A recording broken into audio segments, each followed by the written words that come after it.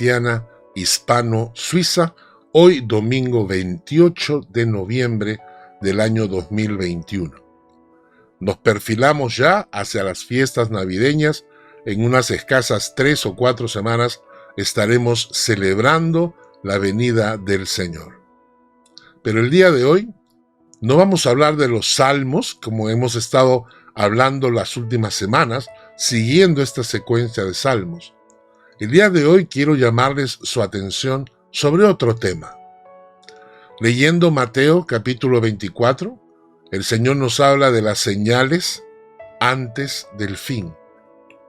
Después de hablar de eso, el Señor nos menciona que será como en los tiempos de Noé, cuando la gente estaba tan preocupada en comer, beber, casarse, darse en casamiento, fiesta, celebrar, vivir la vida. Y no se percataron que Noé estaba construyendo un arca y que cuando llegó el diluvio ya fue muy tarde. Quiere decir que la venida del Señor vendrá de improviso y la gente estará preocupada en sus quehaceres diarios. Unos versículos después va a hablar acerca del arrebatamiento de la iglesia, que dice: 2 estarán en el campo, uno será tomado, el otro será dejado. Un tema que también vale la pena reflexionar, el arrebatamiento de la iglesia, que será en un abrir y cerrar de ojos. De eso hablaremos después en la prédica. Pero hay un tema que me llama la atención, y lo encontramos en Mateo 24, versículos 45 en adelante. El Señor habla acerca del siervo fiel y prudente. Dice el texto: ¿quién es, pues, el siervo fiel y prudente, al cual puso su Señor sobre su casa para que les dé el alimento a tiempo? Bienaventurado aquel siervo al cual cuando su Señor venga, le halle haciendo así. De cierto os digo que sobre todos sus bienes le pondrá. Pero si aquel siervo malo dijere en su corazón: mi Señor tarda en venir, y comenzare a golpear a sus consiervos y aun a comer y a beber con los borrachos, vendrá el Señor de aquel siervo en aquel día que éste no espera y a la hora que no sabe, y lo castigará duramente, y pondrá su parte con los hipócritas. Allí será el lloro y el crujir de dientes. Yo quiero vivir una fe que sea fiel, darle alimento a su tiempo, cuidar de su familia, cuidar de sus hijos, cuidar de su esposa, cuidar de la iglesia a la cual pertenecemos, cuidar del evangelio, cuidar de los niños en la iglesia y darles su alimento. Ese es el siervo fiel y prudente, el que cumple con el Señor sus responsabilidades. Y el otro lado, en contraposición al siervo fiel y prudente, está el hipócrita, el que vive una fe hipócrita, que dice en su corazón que el Señor se demora, no está esperando la venida del Señor, y por eso, como dice, el Señor tarda en venir, entonces voy a aprovechar este tiempo todavía.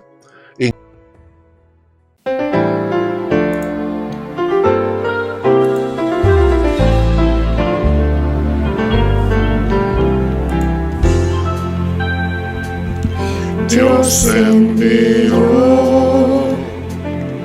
a su Hijo Cristo, Él es salud, paz y perdón, vivió y murió por mis pecados, vacía está la tumba porque Él triunfó, porque Él vive, triunfaré mañana, porque Él vive, ya no hay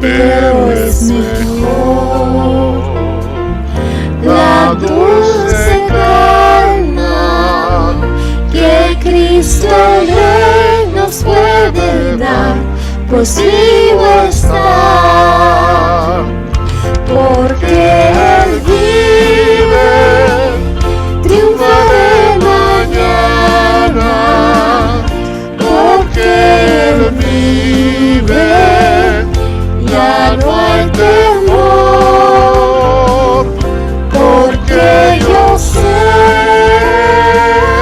que el futuro es suyo, la vida vale más y más, solo por Él. Yo sé que un día el río cruzaré con el dolor, batallaré y al ver la vida triunfando invicta, veré gloriosas luces y veré al Rey, porque Él vive, triunfaré mañana, porque Él vive, ya no hay temor, porque yo sé que el futuro es suyo, la vida vale más y más, solo por Él. La vida vale más y más, solo por Él.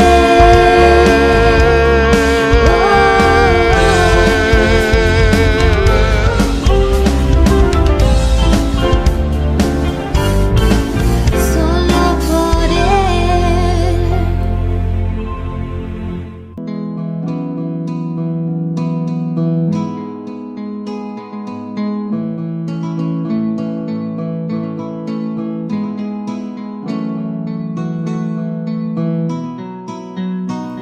Extiende tu mano, Señor, pues todo lo puede tu amor. Hoy te confieso, mi Dios, mi Señor, Salvador.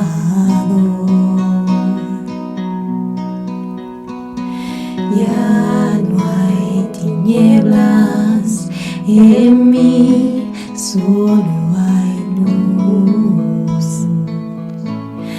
Ahora extiende tu mano, Jesús. Extiende tu mano, Señor,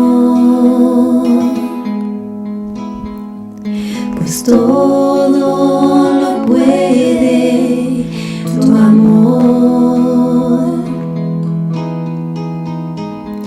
Hoy te confieso, mi Dios, mi Señor, Salvador.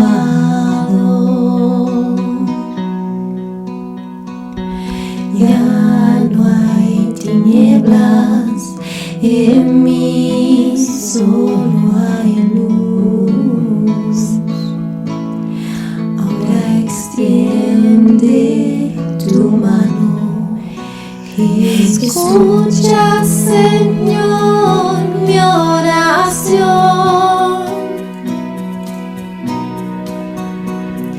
Hoy te entrego mi corazón.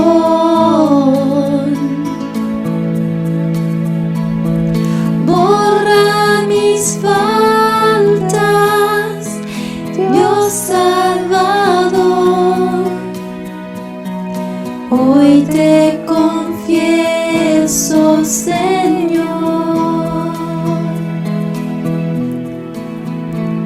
Escucha, Señor, mi oración.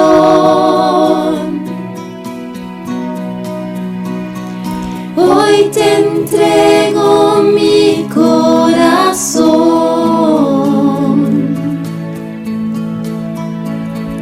Borra mis faltas, Dios Salvador. Hoy te confieso, Señor. Escucha, Señor, mi oración.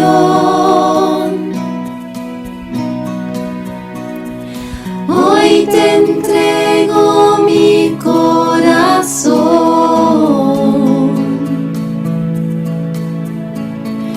Borra mis faltas, Dios Salvador. Hoy te confieso, Señor. Borra mis faltas, Dios Salvador. Hoy te confieso, Señor.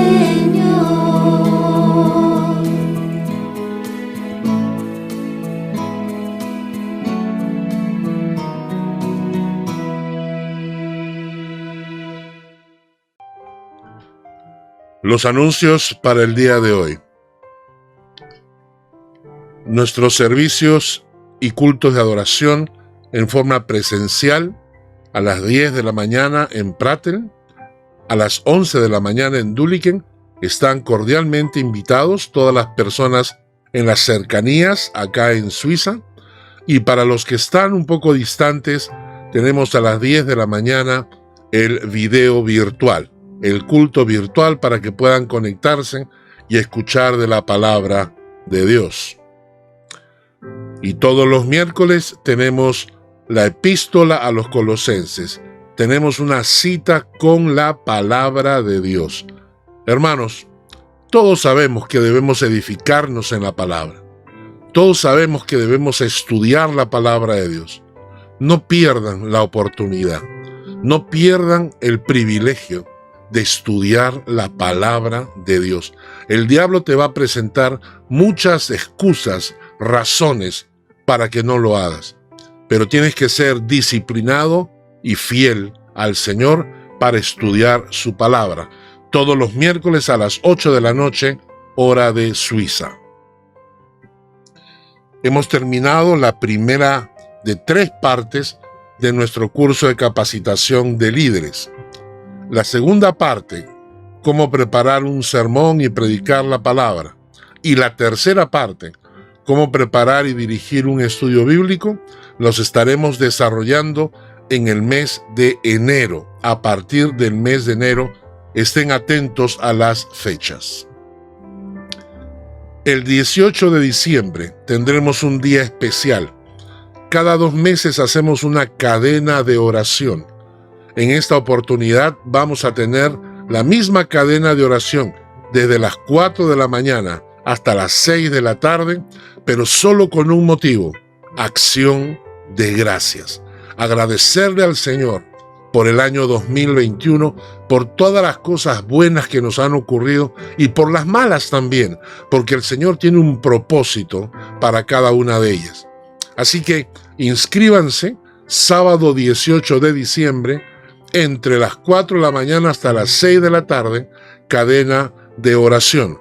Tú puedes solicitar 15 minutos, 30, 45 minutos, 1 hora de esta cadena para tener este tiempo de acción de gracias y agradecer al Señor. Para los equipos de trabajo de la iglesia, no olviden que hasta el domingo 19 de diciembre tienen tiempo para reunirse y preparar su descripción de trabajo, responsabilidades y funciones para el año 2022, su plan de trabajo también. Estamos hablando del grupo de alabanza, el grupo de la escuela dominical, los diferentes coordinadores, la junta directiva, etc. Hasta el 19 de diciembre tienen tiempo para reunirse y preparar sus planes de trabajo. Para esta Navidad tenemos nosotros el proyecto Jiré, que es el proyecto de ayuda social a mujeres solas, viudas, abandonadas, con hijos y que son de bajos recursos en Chorrillos, Lima, Perú. Este año tenemos cerca de 20 niños que no tienen ni zapatitos ni pantalones, y entonces queremos en esta Navidad sorprenderlos de parte de Dios, llevándole algo de ropa, unos zapatos que puedan usar en la escuela y naturalmente algo para comer en casa. Le pedimos que nos apoyen en este sentido. Queremos juntar unos 500 francos para poder mandar a Lima, y la fecha límite es el domingo 19 de diciembre, que hasta entonces vamos a enviar el dinero para que nuestros hermanos en Lima tengan el tiempo para ir y hacer las compras y hacer las preparaciones para esta Navidad, para estos niños de escasos recursos. Si quieres participar de esto, comunícate con el pastor de nuestra iglesia y entonces juntos vamos a hacer esta bolsa de dinero para ayudar a estos niños en esta Navidad. Y nosotros tendremos un servicio especial el domingo 26 de diciembre a las 11 de la mañana en Duliken. Un servicio donde vamos a recordar lo importante que fue la venida de nuestro Señor para salvación de nuestras almas.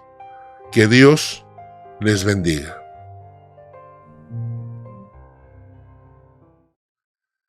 El coronavirus es real. Ya vamos a cumplir casi 2 años con esta pandemia y esta cuarentena. Esto nos obligó a varias cosas. Nos obligó a reencontrarnos con aquellas personas que vivían en nuestros hogares y que a veces no disponíamos de tiempo para estar o con nuestros hijos o con nuestro cónyuge, por ejemplo. Descubrimos que se podían alcanzar a más personas por medio del Internet y que hay herramientas en el Internet que permiten llevar la palabra a hogares y casas en otras partes del mundo. Descubrimos que podíamos cocinar, aprendimos a cocinar, aprendimos a hacer muchas cosas en casa, ¿no es cierto?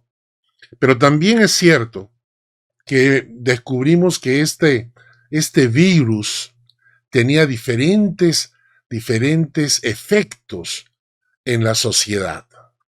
Algunas personas, por ejemplo, resultaron que eran no inmunes, pero sí asintomáticas. Por alguna razón genética, estas personas podían estar infectadas del virus, pero no tenían ningún síntoma. Su cuerpo tenía una resistencia y entonces no les pasaba nada. Otros lo enfrentaron como una gripe, ¿no es cierto? Lamentablemente, otros fallecieron. En total, a nivel mundial, hay 260 millones de casos infectados. 260 millones, de los cuales 5.200.000 fallecieron. Esto es más o menos un 2% de los contagiados genéticamente no tenían la capacidad de enfrentar este virus. Acá en Suiza, debido a la intensidad de las vacunas y a que la gente es muy, pero muy responsable, tuvimos cerca de 900.000 contagiados y solamente 11.000 fallecidos, que viene a ser casi un 1%. Es decir, el porcentaje de fallecidos acá en Suiza es más bajo que el porcentaje en otros países. Y aunque este porcentaje no es alto, es real. Repito, no es un porcentaje alto, pero es real. Todos nosotros tenemos de alguna manera algún conocido o alguna persona que sabemos que se fue de este mundo contagiado por este virus. ¿Mm? Y entonces yo estaba haciendo mis devocionales esta semana y estaba recordando a estos amigos míos que partieron, pero debido al coronavirus, específicamente por el coronavirus. Y cuando estaba orando le decía, Señor, qué cosa interesante. Jamás ellos imaginaron que un virus nuevo se los iba a llevar. Algunos de ellos son amigos míos, pastores, que estaban sirviendo al Señor y que tuvieron que partir a la presencia de Dios por eso. Y cuando le preguntaba esto al Señor, entonces llegué a este pasaje en Primera de Tesalonicenses, capítulo 4, versículos 13 al 18. Acompáñenme a Primera de Tesalonicenses, capítulo 4, versículos 13 al 18. ¿Lo tienen?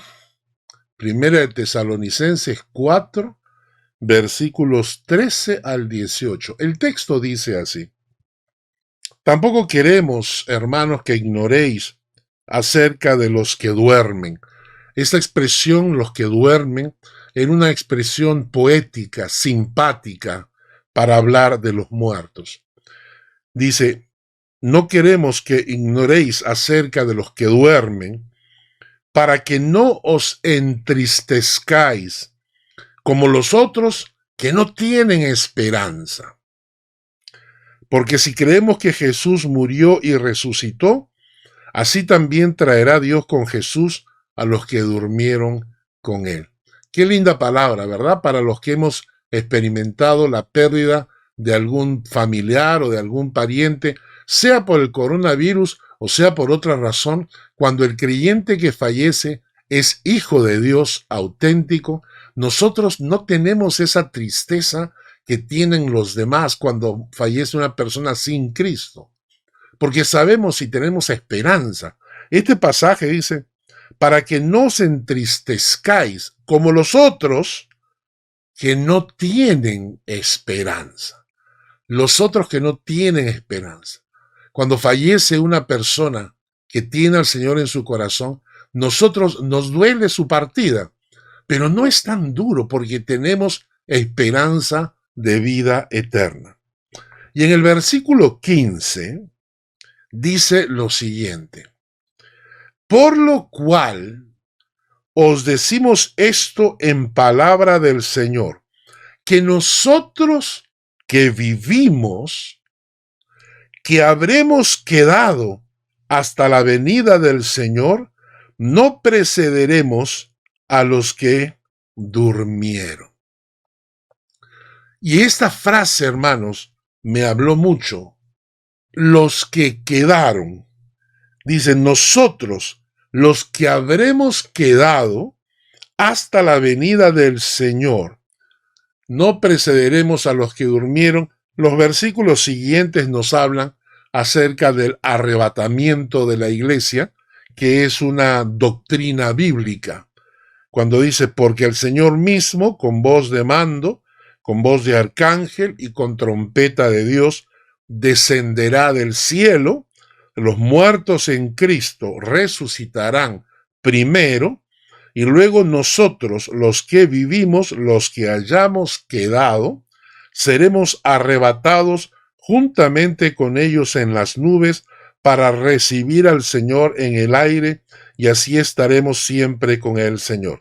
Seremos arrebatados juntamente con ellos en las nubes para recibir al Señor en el aire. Si usted escucha a alguna persona que niega el arrebatamiento de la iglesia, tiene un serio problema con este texto bíblico. Pero lo que quiero enfatizar es esta frase: los que habremos quedado hasta la venida del Señor. ¿Qué generación verá la venida del Señor? Porque muchas generaciones han pasado, muchas generaciones han fallecido, y como alguien dijo, de este mundo no sale nadie vivo. Y es verdad, porque he visto partir amigos jóvenes, los he visto partir, pero ahora que ya he pasado los 60 años, comienzo a ver que mis amigos parten, que nuestros padres ya partieron y que la próxima generación en partir es la nuestra, es la mía. Y entonces me pregunto yo, ¿quiénes quedarán hasta la venida del Señor? ¿Quiénes serán aquella generación que le toque ver la venida del Señor?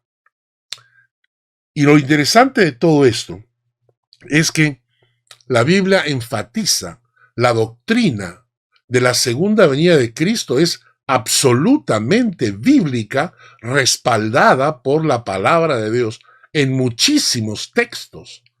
Solamente voy a leerles uno. Está en Juan capítulo 14, versículos 1 al 4. No se turbe vuestro corazón. ¿Creéis en Dios? Creed también en mí. En la casa de mi Padre muchas moradas hay. Si así no fuera, yo os lo hubiera dicho. Voy pues a preparar lugar para vosotros, y si me fuere y os preparare lugar, vendré otra vez y os tomaré a mí mismo, para que donde yo estoy, vosotros también estéis. Y sabéis a dónde voy, y sabéis el camino. Y es ahí cuando Felipe le pregunta, Señor, ¿a dónde vas? ¿Cuál es el camino? Y Jesús contesta, yo soy el camino, la verdad y la vida. Nadie viene al Padre sino por mí. La doctrina de la segunda venida de Cristo es una verdad que está en la palabra de Dios en forma intachable. Es decir, es una realidad. Cristo volverá por segunda vez a esta tierra. Vino ya una vez y lo vamos a celebrar en este mes que viene. Celebramos la natividad del nacimiento del Mesías. Pero Cristo vendrá por segunda vez. Y entonces la pregunta que yo me hacía era, ¿qué generación verá la venida del Señor? Siguiendo el texto de Tesalonicenses, los que hayamos quedado. Y entonces comencé a preguntarme, ¿qué caracteriza la generación de la venida del Señor? ¿Qué va a pasar en aquella época cuando Cristo venga? Puede ser esta generación. Pero el mismo Jesucristo nos explicó varias cosas. En Mateo 24, que es el pasaje que todos conocemos, se nos habla de guerras, rumores de guerras, pestes, hambres, violencias, terremotos, ¿no?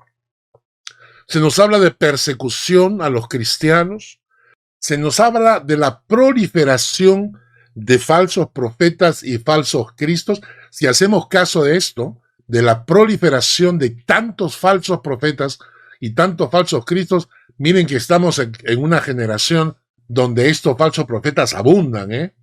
Y luego se nos habla de la apostasía que va a venir acompañado de señales y milagros, etc.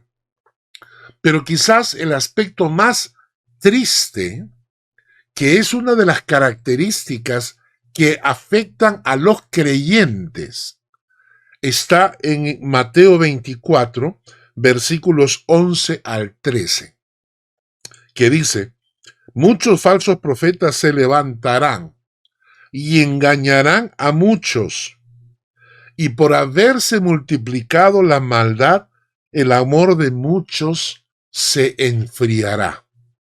Mas el que persevere hasta el fin, éste será salvo. La primera, o sea, hay muchas características de los últimos tiempos, pero que tienen que ver con el mundo, con la sociedad, etc. Pero esta característica tiene que ver con los hijos de Dios, con la iglesia. El amor de muchos se enfriará. El amor de muchos se enfriará. ¿El amor a quién? Dice la Biblia que debemos amar a Dios sobre todas las cosas y amar a nuestro prójimo como amarnos a nosotros mismos. Entonces, cuando este pasaje habla, a mí me afecta muchísimo porque yo digo, Señor, esto es algo que va a ocurrir. Es decir, va a haber un grupo de personas llamados creyentes cuya fe se va a enfriar. ¿Y por qué? Por la multiplicación de la maldad. Es decir, la maldad, el pecado, el egoísmo, la envidia, la codicia, la lujuria, van a multiplicarse y esto va a afectar la vida de los creyentes y los creyentes van a empezar a experimentar el enfriamiento de su fe porque permiten que el pecado se vaya infiltrando en sus vidas.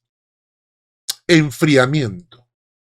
¿Conoces tú creyentes que se están enfriando espiritualmente? ¿Qué te parecen a ti las iglesias hoy en día? Hay muchas iglesias con falsas doctrinas, con gritos, con expresiones que no son de Dios, y eso no significa que Dios esté presente. En las iglesias donde Dios debería estar presente, ¿ves tú fuego de Dios o ves enfriamiento espiritual? En el versículo 24 de Mateo 24 nos da una segunda característica.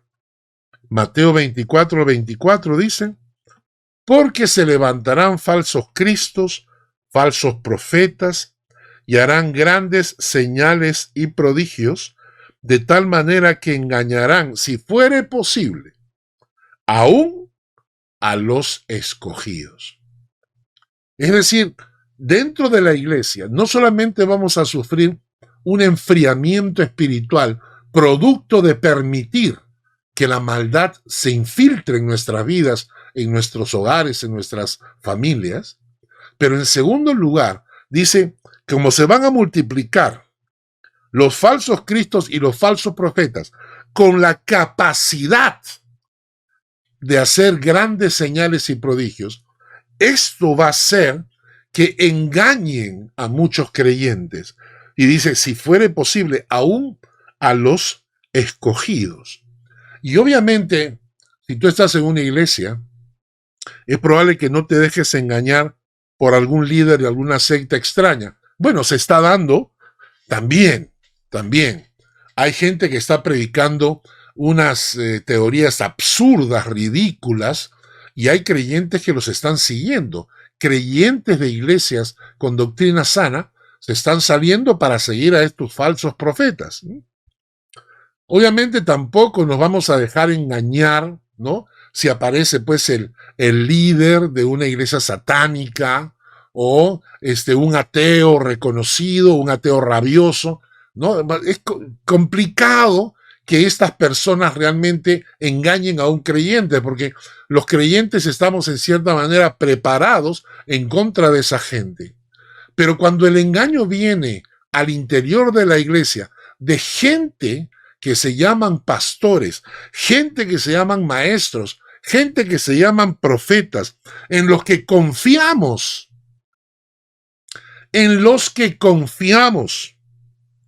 que parecerán hombres de Dios y que en realidad te enseñarán doctrinas fraudulentas, entonces el engaño se vuelve real. Así que en los últimos tiempos al interior de la iglesia, enfriamiento, engaño por parte de personas infiltradas en la iglesia, que pueden llamarse pastores o líderes o lo que sea. En tercer lugar, otro aspecto que a mí me afecta mucho está en 2 de Timoteo, capítulo 3, el versículo 5. Está hablando acerca de los postreros días, dice. También debes saber esto, que en los postreros días vendrán tiempos peligrosos. Hombres amadores de sí mismos, avaros, vanagloriosos, soberbios, blasfemos, desobedientes a los padres, etcétera, etcétera. Pero el versículo 5 me marca. El versículo 5 dice que tendrán apariencia de piedad, pero negarán la eficacia de ella. A estos evita. La traducción en lenguaje actual dice, dirán que aman y respetan a Dios, pero con su conducta demostrarán lo contrario. Y otra versión aparece y dice, aparentarán ser piadosos, pero su conducta desmentirá el poder de la piedad. Entonces, y hermanos, a mí es impactante. Son como 3 enfermedades crónicas que sufrirá la iglesia en los últimos tiempos. Enfermedades crónicas que pueden afectar la vida de los creyentes y que van a afectar la vida de los creyentes.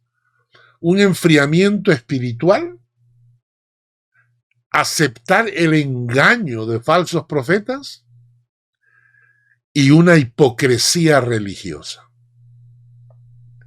Yo diría que si no es esta generación, estamos muy cerca de ella. Ahora, quiero que veamos también lo siguiente, 2 aspectos que tenemos que poner atención. ¿Cuánto demorará la venida del Señor?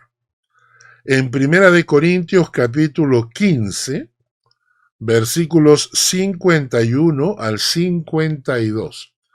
1 Corintios capítulo 15, versículos 51 y 52. Dice: He aquí os digo un misterio. No todos dormiremos, pero todos seremos transformados. En un momento, en un abrir y cerrar de ojos. A la final trompeta, porque se tocará la trompeta y los muertos serán resucitados incorruptibles y nosotros seremos transformados. ¿Cuánto tiempo durará la segunda venida del Señor? Va a venir en un abrir y cerrar de ojos. Lo que quiero decir con esto es que no vamos a tener tiempo de reaccionar. Cuando tú dices un abrir y cerrar de ojos, estás hablando de un segundo. Es decir, cuando venga el Señor por su iglesia, cuando venga el Señor a arrebatar a su iglesia para llevársela en el cielo, para que pasen los 7 años de tribulación y luego regresar con su iglesia para reinar por los 1000 años, ese instante en que es el arrebatada a la iglesia es un abrir y cerrar de ojos. No va a haber tiempo para que el pastor le avise a su congregación. No va a haber tiempo para que tú le avises a tu esposo o a tu esposa. No va a haber tiempo para que los hijos hablen con los papás o los papás hablen con los hijos. Cuando venga la venida del Señor, será un abrir y cerrar de ojos. Es decir, el que se quedó, se quedó. Y el que se fue, se fue. Y en segundo lugar, no solamente será un abrir y cerrar de ojos, sino dice que será como ladrón en la noche. En 1 Tesalonicenses, en el capítulo 5, versículos 1 al 6. Pero acerca de los tiempos y de las ocasiones, no tenéis necesidad, hermanos, de que os escriba, porque vosotros sabéis perfectamente que el día del Señor vendrá así como ladrón en la noche. Y que cuando digan paz y seguridad, entonces vendrá sobre ellos destrucción repentina, como los dolores a la mujer encinta, y no escaparán. ¿Qué significa esto? No va a haber un aviso previo. Es decir, nosotros tenemos que ir viendo las señales: guerras, rumores de guerras, terremotos, pestes, persecución de los cristianos, falsos profetas, falsos cristos, el amor de muchos se enfriará, los falsos profetas engañarán aún a los escogidos. Tenemos que ver nosotros las señales y entonces decirnos a nosotros mismos, momentito, abre el ojo, porque el Señor no va a avisarnos de antemano, porque el Señor llegará como ladrón en la noche, de sorpresa, sin que lo esperes, en un abrir y cerrar de ojos. Repito, el Señor llegará como ladrón en la noche, de sorpresa, sin que lo esperes, y en un abrir y cerrar de ojos. No habrá tiempo de prepararse, No habrá tiempo de arrepentirse. Y esto es interesante, porque así como te encuentras, así te quedas. No habrá tiempo para que te arregles tus cuentas con el Señor. Imagínate tu situación espiritual en este momento. Imagínate que el Señor puede venir ahora. No tendrás tiempo de arreglar tu situación. Si tú me dices en este momento, estoy bien con el Señor, estoy en paz con el Señor, estoy sirviendo al Señor, tengo mi comunión con el Padre, entonces el Señor viene, así te encuentra. Pero si tú no tienes tiempo con el Señor, si no estás asistiendo a la iglesia, si estás pensando en el futuro volveré alguna vez y el Señor viene, no tendrás tiempo. Por eso uno tiene que prepararse de antemano. Por eso la palabra dice, velad y orad y estar atentos, porque no sabemos a qué hora llegará el Señor. Y quiero que me acompañen a 2 de Pedro, capítulo 3, versículos 10 al 18. 2 de Pedro, capítulo 3, versículos 10 al 18. Este pasaje, así como los otros pasajes, nos hablan de estas tres características: el enfriamiento del amor de los creyentes, el engaño a causa de los falsos profetas y la hipocresía religiosa. Tendrán apariencia de piedad, pero negarán la eficacia de la misma. Si bien es cierto, nos habla de los creyentes, Pablo, durante todas las epístolas, nos está exhortando continuamente a despertar, a estar en vela. Y Pedro, ahora en este pasaje, 2 de Pedro 3, 10 al 18, nos va a dar muchos consejos, nos va a dar 7 consejos para no ser de los otros, de aquellos que el amor se les enfrió, que los falsos profetas los engañaron y que viven una fe hipócrita. Entonces Pedro nos va a dar 7 consejos. Vamos a leer el texto, 2 de Pedro capítulo 3, versículos 10 al 18.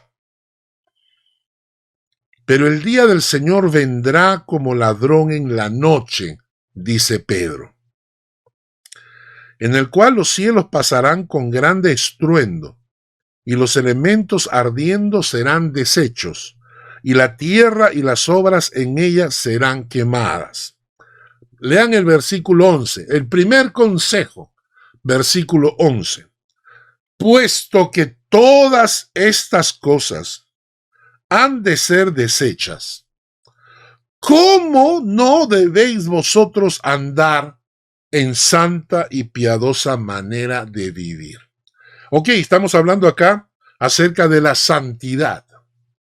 Está diciendo que si nosotros sabemos, entendemos que todo esto va a ser deshecho, entonces, ¿cómo no vamos a vivir en santidad? Ya hemos hablado de esto antes. El camino de santidad, ¿en qué consiste? El camino de santidad no significa ser perfectos. El camino de santidad significa honrar a Dios en todos mis actos. Honrar a Dios en todos mis actos. Adorar a Dios con todo el corazón y servir a Dios en todo tiempo. Ese es el camino de santidad. El camino de santidad es honrar a Dios en todos mis actos, adorar a Dios con todo el corazón y servir a Dios en todo tiempo. Y cuando estás en esta situación, estás en el camino de santidad. ¿Entiendes? En ese camino nos debe encontrar el Señor. No nos debe encontrar en otro camino, en ese camino de santidad. Pero lo interesante es que no hay ninguna posibilidad de relacionarnos con Dios si no es basado en su santidad. No hay ninguna posibilidad. Y este caminar en santidad, hermanos, no es por obligación.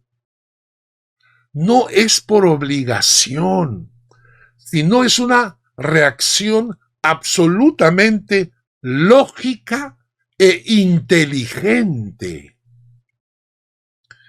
Si entiendo que el Señor viene como ladrón en la noche.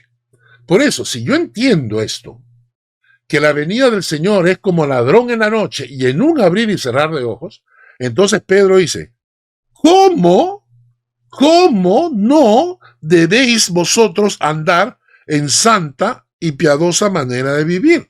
Es decir, es la reacción absolutamente lógica e inteligente. A veces a mí me da cólera cuando veo los videos de internet, porque, ¿saben qué? Ya me cansé de los tontos. Me cansé de los tontos. El internet está lleno de gente tonta. Gente que arriesga su vida. Unos muchachos ponen a hacerse unas pruebas desde el techo de la casa, van a saltar, y cuando yo veo eso digo, se puede romper la columna, pero para conseguir más likes, ¿no? Hacen cualquier tontería, hacen cualquier cosa absurda, ponen su vida en riesgo. ¿Y saben qué? Eso me satura. Me satura porque digo yo, como decía Einstein, dos cosas son infinitas: el universo y la estupidez humana. Pero del universo no estoy tan seguro. Del universo no estoy tan seguro, pero de la estupidez humana sí. Y entonces, cuando yo veo en la internet, en las películas, que no hay peor tonto que el que arriesga su vida por gusto y se ponen a caminar por la cornisa de los edificios y hay gente que se ha matado. Y entonces yo me pongo a pensar, no hay una persona, no hay un creyente más tonto, porque no hay otro título, no hay un creyente más tonto que aquel que sabe que la venida del Señor será como ladrón en la noche, en un abrir y cerrar de ojos, y no decide caminar en santidad, sino que arriesga su eternidad, pensando que quizás va a tener tiempo de arrepentirse. Cuando el Señor venga, viene. A mí el primer consejo de Pedro es: vivan en santidad, pero no por obligación, sino por inteligencia, porque el Señor viene como ladrón en la noche. El segundo consejo de Pedro está en el versículo 12. Dice, estamos en 2 de Pedro capítulo 3, recuerden, 2 de Pedro capítulo 3, esperando y apresurándonos para la venida del día de Dios, en el cual los cielos encendiéndose serán deshechos y los elementos siendo quemados se fundirán. Acá Pedro dice, esperando y apresurándoos. Esperando, la palabra esperar es estar esperando ansiosamente. Es como quedarte despierto porque estás esperando la llegada de un familiar que viene del extranjero. Estás despierto porque estás esperando la noticia de un nuevo trabajo que te van a llamar. Estás esperando ansiosamente algo y te quedas despierto. Y entonces Pedro está diciendo, tienes que tener esa ansiedad esperando que en cualquier momento viene el Señor. Pero luego dice apresurándoos. Y esta palabra apresurarse significa agilizar el paso, porque el tiempo se acorta. La figura exacta es esta. Estás esperando con ansiedad una visita muy importante en tu casa. Sabes que llegará a la 1. Y para entonces tienes que tener preparado toda la comida, todo el almuerzo. Además tienes que ducharte, tienes que vestirte y tienes que estar listo para cuando lleguen. Y entonces eso es lo que está diciendo Pedro. Apresúrate. Apresúrate en preparar las cosas. Apresúrate en servir al Señor, porque el Señor viene en cualquier momento. Apresúrate. Tercero, versículo 13. Dice, pero nosotros esperamos según tus promesas, cielos nuevos y tierra nueva, en los cuales mora la justicia. Vamos a repasar. Lo que Pedro está diciendo es, si eres consciente que el Señor viene como ladrón en la noche, en un abrir y cerrar de ojos, entonces vive en un camino de santidad. 2, apresúrate esperando la venida del Señor. Haz lo que tienes que hacer rápido para el Señor. No seas holgazán, no te duermas. 3, esperando cielos nuevos y tierra nueva. En otras palabras, no te aferres a este mundo. Mi corazón no está en esta tierra, sino en la tierra que viene, en los cielos nuevos y en la tierra nueva. No estoy viviendo aferrado a este mundo porque sé que este mundo va a pasar. Sé que este mundo se va a desvanecer, este mundo va a terminar. El Señor traerá cielos nuevos y tierra nueva, y mi corazón está pensando en eso y no en lo de acá. Hay demasiados creyentes aferrados a esta tierra y no entienden, porque cuando tú estás aferrado a esta tierra, puedes perder toda tu eternidad. Entonces el tercer consejo es, si el Señor viene trayendo cielos nuevos y tierra nueva, no te aferres pues a esta tierra, porque esta tierra pasará. Consejo número 4, versículo 14. Por lo cual, amados, estando en espera de estas cosas, de la venida del Señor, procurad con diligencia ser hallados por Él sin mancha, irreprensibles y en paz. Procurad con diligencia, diligentemente, con interés, con esmero, con eficacia, con disciplina. Procurad diligentemente ser hallados por Dios, porque Él viene en cualquier momento. ¿Y cómo? Ser hallado sin mancha, irreprensible y en paz. Me gusta este concepto de sin mancha porque en Apocalipsis capítulo 3, versículo 4 dice: yo tengo unas pocas personas en Sardis que no han manchado sus vestiduras y andarán conmigo en vestiduras blancas porque son dignas. La palabra dice que Cristo con su sangre compró para nosotros vestiduras blancas. Vestiduras blancas. Y durante el día, a veces de alguna manera, pecamos o ofendemos al Señor y se manchan nuestras manos. Y tenemos que ir rápidamente a la sangre de Cristo, a la cruz de Cristo, para lavarnos en la sangre del Señor y ser limpios.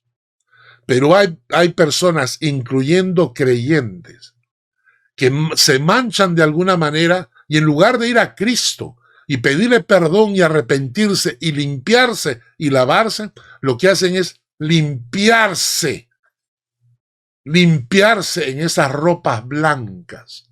Y eso es lo que dice este pasaje. Hay creyentes que están embarrando sus vestiduras blancas con sus conductas, con su comportamiento, con sus pensamientos, con su adulterio, con su fornicación, con su pornografía. Son creyentes que están embarrando las vestiduras blancas que el Señor compró con su sangre. Procura con diligencia que cuando el Señor venga, tus vestiduras blancas sigan blancas. Y si pecas, vas al Señor a lavarte las manos en la sangre de Cristo. No solamente sin mancha, sino irreprensible, que no haya nada que te puedan reprender. Detente un momento y piensa, ¿hay algo en mi vida que el Señor pueda reprenderme por lo que estoy haciendo? Y si es así, abandónalo, déjalo. Porque Dios tiene que encontrarte irreprensible. Y en tercer lugar, en paz. Que venga el Señor y no te encuentre en guerra con tu marido, con tus padres, con tus familiares, que no te encuentre guerra con los hermanos de la iglesia, que no te pelee, que estés peleándote y entonces que venga el Señor. No, que venga el Señor y te encuentre en paz, con Dios y con todos. Quinto consejo, versículo 15, segunda de Pedro 3:15. Tened entendido que la paciencia de nuestro Señor es para salvación. Es interesante. Quiere decir que tú entiendes que el Señor no ha venido antes, porque el Señor tiene paciencia. Si el Señor hubiese venido hace 50 años, yo no habría conocido al Señor. Gracias al Señor tuvo paciencia y yo llegué a los pies de Cristo. Entonces, si nosotros estamos pensando que el Señor se demora en venir porque tiene paciencia, pero es paciencia para salvación, para que las almas se salven. Y entonces te pregunto, ¿qué estás haciendo para que las almas se salven? ¿Ah? ¿Qué estás haciendo para que las almas se salven? ¿Eres uno de los creyentes que le encanta ir a la iglesia, alimentarse del evangelio y no hace nada por las almas? Tú tienes dos maneras de servir a Dios en este sentido. La primera es de forma directa, cuando eres un instrumento de evangelización, cuando llevas la palabra directamente a los que necesitan el mensaje de salvación. O puedes hacerlo en forma indirecta, cuando eres un instrumento y permites que otros alcancen al Señor. Sostienes con tus ofrendas a misioneros que vayan a predicar, sostienes a tu iglesia, sirves en tu iglesia en diferentes aspectos, trabajas para preparar en la iglesia un evento evangelístico. Entonces puedes ser instrumento de Dios para evangelizar, directa o indirectamente, pero eres instrumento de Dios. Sexto consejo, el versículo 17. Así que vosotros, oh amados, sabiéndolo de antemano, la venida del Señor, guardaos, no sea que arrastrados por el error de los inicuos, caigáis de vuestra firmeza. Tienes que estar alerta porque ese es el objetivo del diablo, arrastrarte en el error y hacerte caer de tu firmeza. Hace unos días estaba predicando sobre el trigo y la cizaña.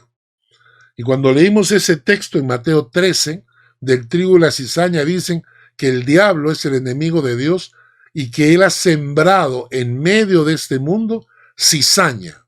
¿Y cuál es el objetivo de la cizaña? Literalmente el texto dice que es para engañar, para ser piedra de tropiezo a los hijos del reino, llevarlos a la iniquidad. Es decir, en este mundo tienes personas cuyo objetivo es ser piedra de tropiezo a tu fe para arrastrarte a la iniquidad. Y aquí lo que Pedro nos dice es que tenemos que estar alertas para que esto no ocurra. Tienes que estar alerta para cuando te cruces con una persona tóxica espiritualmente hablando, personas que te quieren arrastrar al error, al pecado. Tienes que estar alerta para alejarte de ellos. Y séptimo consejo, dice, antes, versículo 18, antes bien, creced en la gracia y el conocimiento de nuestro Señor Jesucristo. Crecer en la gracia y en el conocimiento de Dios. Hermanos, los voy a decir de esta manera. Es un pecado dejar de crecer en el conocimiento de la palabra, dejar de asistir a tu estudio bíblico, dejar de leer la Biblia, es un pecado. ¿Por qué? Porque no estás creciendo en el Señor, no estás creciendo en el conocimiento de Dios. Hay creyentes que son tan eventuales en su asistencia a la iglesia y vienen a la iglesia cuando no tienen otra cosa que hacer. No crecen en el conocimiento de Dios. Es como una persona que come cada 4 días. Comen cada 4 días. Son gente anoréxica espiritual. En conclusión, cuando la palabra nos habla acerca de que el Señor vendrá como ladrón en la noche, nos llama la atención, uno, hay creyentes cuyo amor se va a enfriar, que serán engañados por los falsos profetas y que vivirán una hipocresía religiosa. En contraste a esto, Pedro nos invita a ser del otro grupo y nos da 7 consejos. Anda en el camino de santidad, esperando ansiosamente la venida del Señor. Apresúrate a hacer las cosas que tienes que hacer. No estés aferrado a esta tierra. Espera la tierra y el cielo que vienen con el Señor. Procura con diligencia ser hallado delante de Dios sin mancha, irreprensible, en paz. Recuerda que la paciencia de Dios es para salvación. ¿Qué estás haciendo para la salvación de las almas? Y como el trigo y la cizaña están juntos, velad y cuidad, que no te vayas a cruzar con cizaña, que quieran ser piedra de tropiezo para llevarte a la iniquidad. Y por último, nunca dejes de crecer en el conocimiento de Dios. Métete a todos los estudios que puedas. Sé fiel, participa, aprende la palabra, porque eso te preparará para la venida del Señor. Permítanme terminar con una oración. Gracias, Padre, por esta palabra. Gracias por lo que acabamos de aprender. Permite que tu palabra sea de bendición para nosotros y para los otros creyentes. Gracias en el nombre de Jesús. Amén y amén. Que Dios les guarde y les bendiga. ¿Qué tal, mis hermanos? Buenos días, gusto en saludarles. Vamos a orar para dar por finalizado el culto del día de hoy. Te damos gracias, Padre Celestial, en esta mañana porque nos permites estar reunidos, aunque sea de forma virtual, Señor, pero alabando tu nombre, Señor. Te damos gracias, Señor, por la bendición de estar juntos, Señor, como iglesia. Te pedimos que bendigas a nuestro pastor, así como también a cada uno de los miembros de la iglesia, Señor. Que en esta semana también te busquemos durante la misma, que no sea solo el domingo, Señor, que nos sigamos alimentando, Señor, de tu palabra. También oramos por las ofrendas, Señor, que son para mantener tu obra, Señor. Provee tú a cada uno de nuestros hermanos, Señor. Bendícelos, Señor. Te lo pedimos en el precioso nombre de tu Hijo, nuestro Señor Jesucristo. Amén. Hermanos, y les invito también a un breve versículo que está en 2 de Corintios, capítulo 9, versículo 7, que dice así: cada uno dé como propuso en su corazón, no con tristeza ni por necesidad, porque Dios ama al dador alegre. Y mis hermanos, los invito a que tomen su ofrenda, pónganla en un sobre, apártenla para el Señor, ore por su ofrenda, porque va a llevar fruto. El Señor no necesita la ofrenda en sí, pero es una muestra de obediencia, es una muestra también de amor hacia nuestro Señor y de gratitud, de que le estamos regresando algo de lo que Él nos regala. Sirve también para que su obra siga avanzando aquí en esta tierra. Les pido que guarden su ofrenda y cuando tengan la oportunidad se la hagan llegar a alguno de los responsables de las células de la iglesia o bien en alguna reunión presencial. Otra forma es enviarla a alguna de las direcciones que aparecen en los anuncios, o si no, también la pueden depositar de forma electrónica también a la cuenta bancaria que aparece en los anuncios. Esa sería también una forma bastante rápida y sencilla de hacerla llegar. Muchas gracias, mis hermanos, que tengan una bendecida semana Nos vemos, primero Dios, el próximo domingo. Hasta luego. El Señor te bendiga y te guarde. El Señor haga resplandecer su rostro sobre ti y tenga de ti misericordia. El Señor alce sobre ti su rostro y ponga en ti paz.